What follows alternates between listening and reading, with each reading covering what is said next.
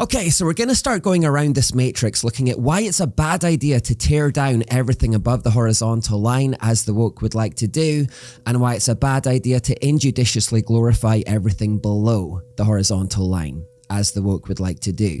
And let's start with the male-female division, because according to the woke, those who believe in this theory, maleness is something to be torn down. Masculinity is toxic, men are trash, and male babies should be killed. In fact, all men should be killed. The world would simply be better off without them. Men trash. Oh, cis, heterosexual men, absolutely, especially white men. Woo. Do we need men? No. Do we need men? Honestly, no. Do we need men? No. Do you think men are important?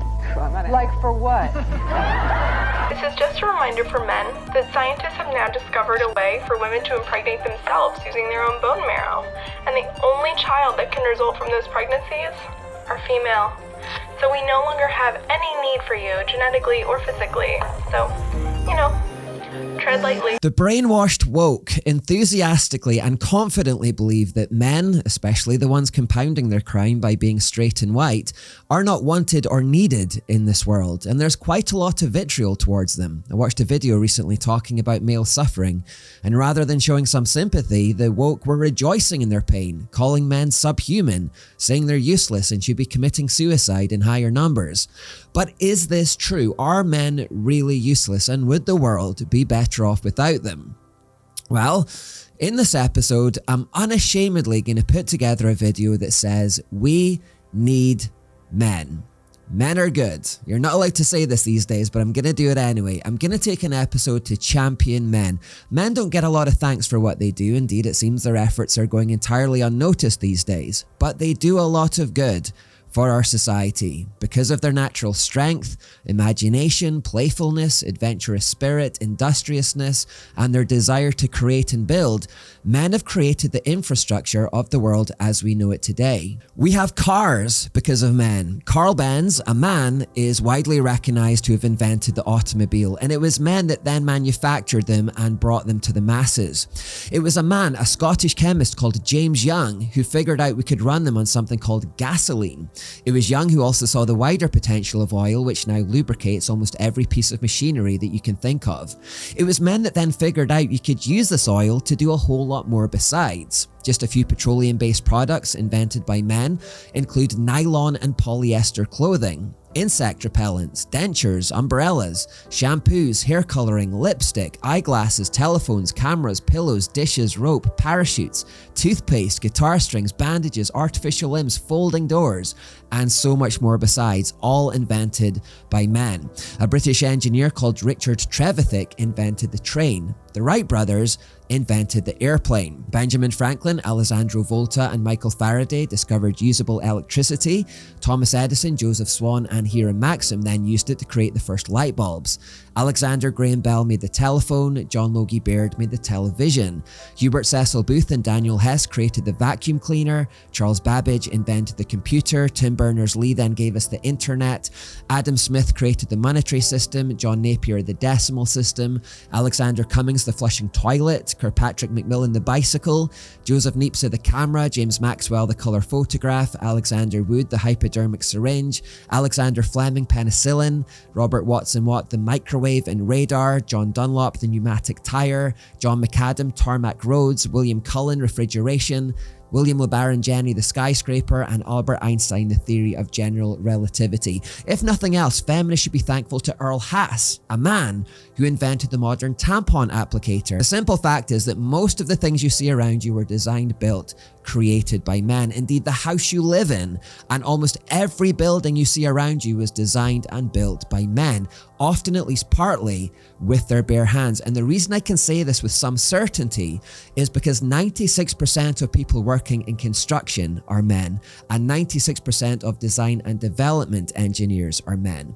96% of floorers and tilers are men. 96% of glaziers are men. 97% of plasterers are men. Your house was probably painted by a man too, given that 95% of painters and decorators are men. Most of the furniture inside will also come from men, since they make up 86% of furniture makers and craft woodworkers. Men are probably responsible for keeping your immediate surroundings tidy as well. 90% of gardeners and landscapers are men. 90% of groundsmen and park keepers are men. If you want to look out your window to admire that garden or park, you can likely see it clearly because of men too, given that 92% of window cleaners are men. If the lights, heating and appliances in your home actually work on a day-to-day basis in the sense that they stay powered and when you press a button something actually happens, it's usually men who are to be thanked. Men are typically the ones who mine the coal that we burn for energy. 96% of miners are men. They're also the ones who typically work on oil rigs or in refineries. 95% of them are men.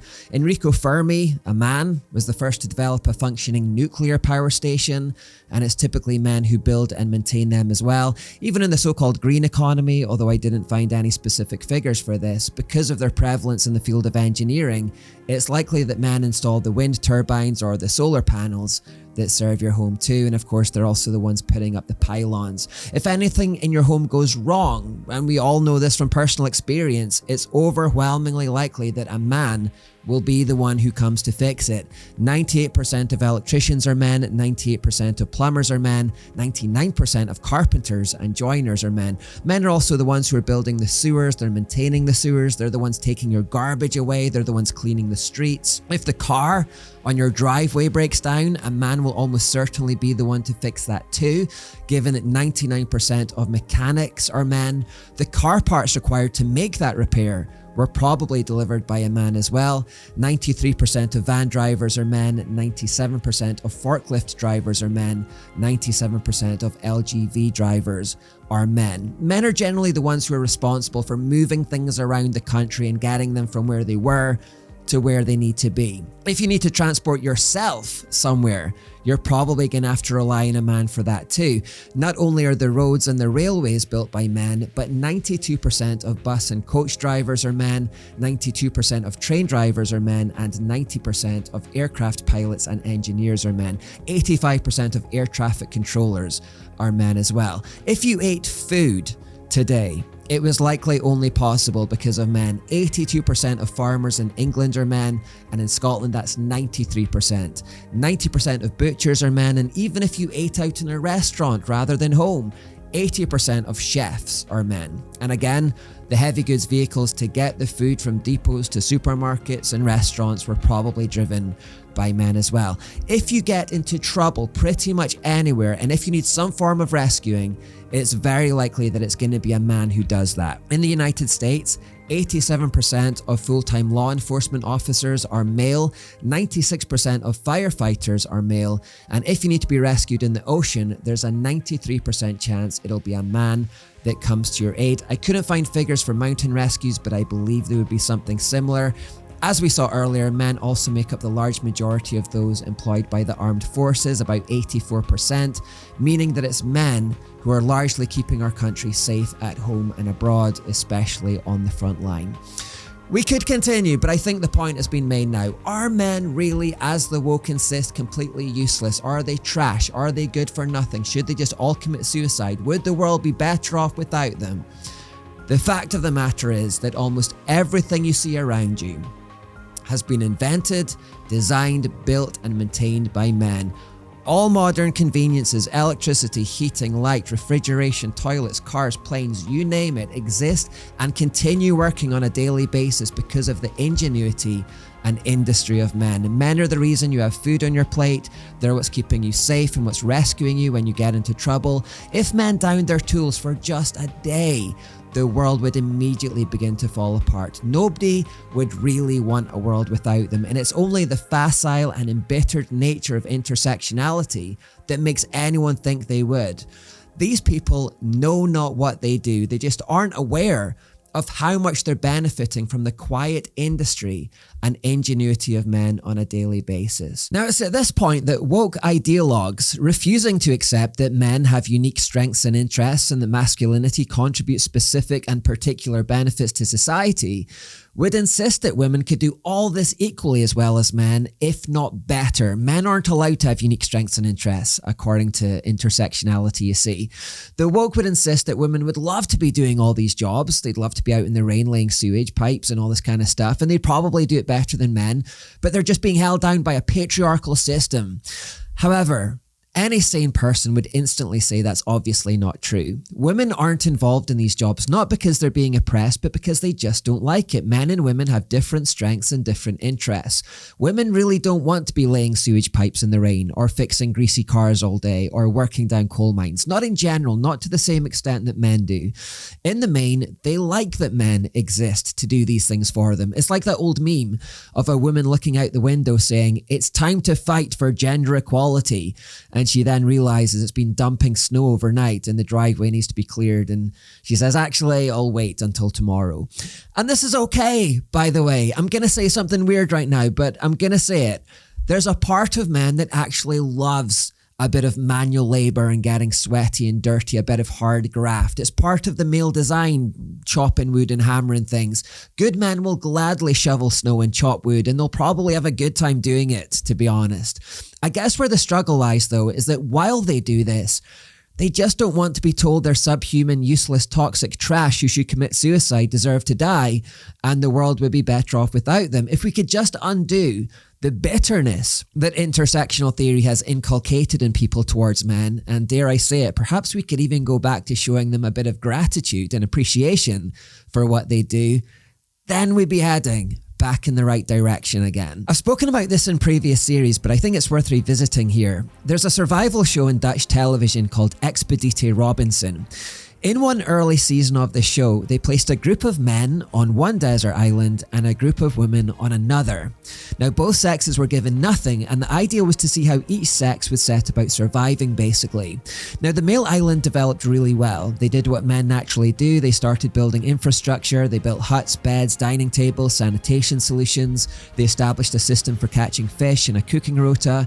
And very quickly, they had a proper functioning civilization, and they seemed to be absolutely loving it as well. They were seen constantly joking and having fun as they happily beavered away on their construction projects and caught their fish.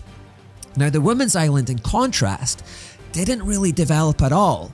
There seemed to be none of this natural instinct to build infrastructure, and furthermore, they descended into bickering.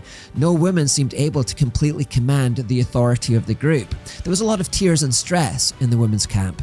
Now, this is the moment when the camps were mixed. Some of the men had to go over to the women's island, some of the women had to go over to the men's island, and this is the first time when they saw what the other sex had done, and this is their reaction. Het wordt met het vroegere vrouwenkamp op Oema. Je hebt op de uiteindelijk wat opgebouwd met een aantal mensen. En dan zuinig geweest op de voorraad, alles netjes aan de kant gehouden. En dan word je door het lot van je maten weggetrokken en op een ander eiland gedumpt, waar ze dan toch iets losbandiger met allerlei dingen zijn omgesprongen. Jullie hebben in ieder geval flink wat pannenkoeken gegeten. Dat is een puinhoop en dan heb je wel zoiets van, jezus, moet dit ook allemaal op orde gebracht worden. Walter. I know. Ik kom ook wel zo van de koude kamers thuis. Een beetje.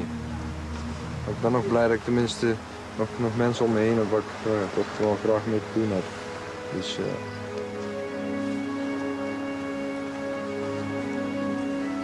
Het was bij ons wel iets comfortabeler. ja, op zich. Daar zullen we best niet te veel over zeuren, hè? Want, Nee, we moeten proberen om er iets van te maken. Dat weet je. De dames misschien nog geïrriteerd geraken nog. Ja, dat is ook niet leuk. Dat is niet de bedoeling. Nee. De aankomst van kamp Noord op Menserip verloopt in een veel opgewektere sfeer. Kamp Noord! Dames, het heeft niet geregend, dames. Een kamp, tafel, hier. Oh, gezellig. Hier kun je slapen. De dames zijn blij dat ze op een manneneiland zijn beland. Je zou zo denken, bij vrouwen is alles heel netjes en ordentelijk. Maar het was dikwijls een chaos bij ons. En dan kom je inderdaad hier en dan is alles heel strikt en netjes. De mannen van kamp Zuid zijn druk bezig het eiland wat leefbaarder te maken. De vrouwen kijken goedkeurend toe.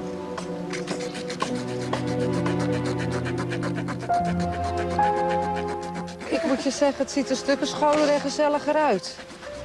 Dan krijg je er zelf ook hoe langer hoe meer zin in. Ja, er is wat ruimte geschapen. Het is gewoon gezellig, leuk. En lekker. Ja. En nou nog wat waslijntjes hier en daar, zodat al die rotzooi weg is, want dat ziet er ook niet uit.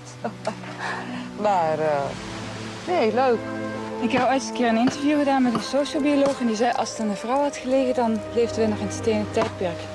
En ik begin er steeds meer in te geloven. Dat moet je niet zeggen. Nee. Dat is toch waar? Kijk nu. Wij zijn echt een stelletje slonzen bij elkaar geweest. Nou, dat wil ik mezelf toch niet laten zeggen, hoor. Ja, maar het is wel zo. Het is wel zo, helaas. Sorry. This experiment was replicated a bit more recently by Bear Grylls on a show called The Island. Now, the backstory here is that in season 1 of The Island, it was men only, and feminists watched this and got upset about it, saying the usual stuff that it was sexist, and if women were allowed to do it, they would do just as well, if not better, than the men. So in season 2, they decided to put this to the test. They accepted applications from women and repeated the Expedite Robinson premise. Women on one island, men on the other.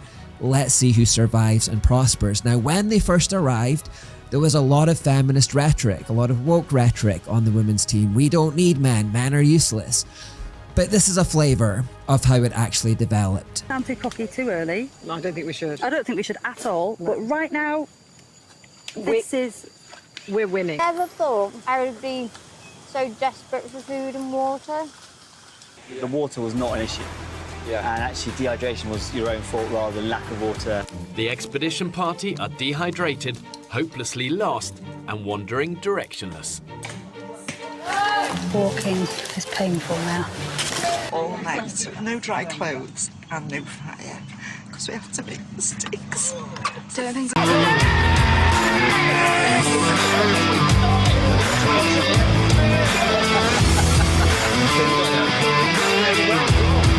All the decisions we've made thus far have been made collaboratively. We've not needed to conform to a system where there's a leader. Call the medics! She's Fran! Fran's fainted!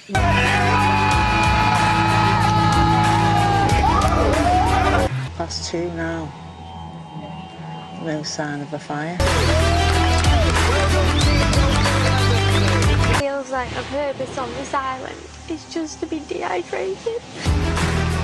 She flies! She flies! The women have now been without water for more than 48 hours, and they are dangerously dehydrated. I feel really drained. Oh! Get behind it! Oh! Cut him off! Get him, get him! Another day, and once again no breakfast. Pass me a bit. It's like snake crisps. Like pork, it's very like pork scratching. Almost 2 weeks without a meal. The group is at the point of starvation. If they don't eat soon, there's a genuine risk their organs will start to shut down. I can't get the Titanic theme tune in my head. That was like Titanic. Eating myself from the inside. Put the stew on, we're boiling the bones down, trying to feed 11 people in the next hour or 2 hours. Starving. I'm thirsty. Like, surely I'm going to die soon.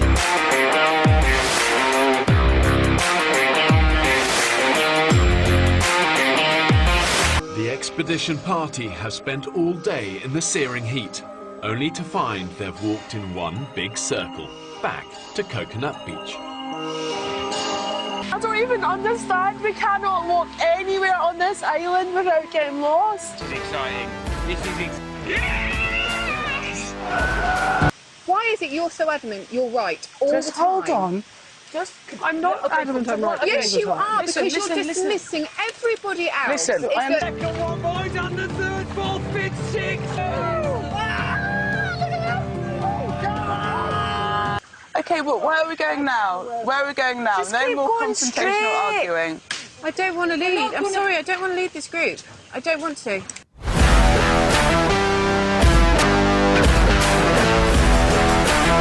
I'm so ill that I just need to sleep. Like my throat, I can't swallow. Enjoy the idyllic tropical sunshine. I think life isn't too bad after all. We can't eat because we have no fire. Let the feast begin, boys! Yes!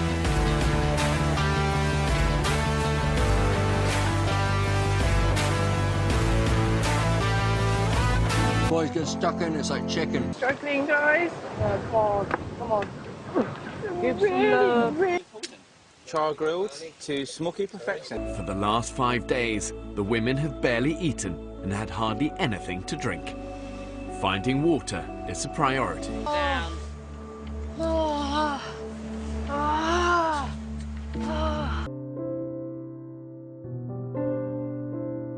Now, the purpose of showing that is not to denigrate women. In fact, in the next episode, it's the ladies' turn. We're going to start unashamedly celebrating women and all they do as well. The purpose of showing that is simply to say, look, men and women have unique strengths and interests, and we need both of them, and we need each other. It shouldn't be controversial to say this. It should be obvious that men have unique strengths and interests that are simply needed in this world. And the fact that some dispute this only shows how spiritually lost they are.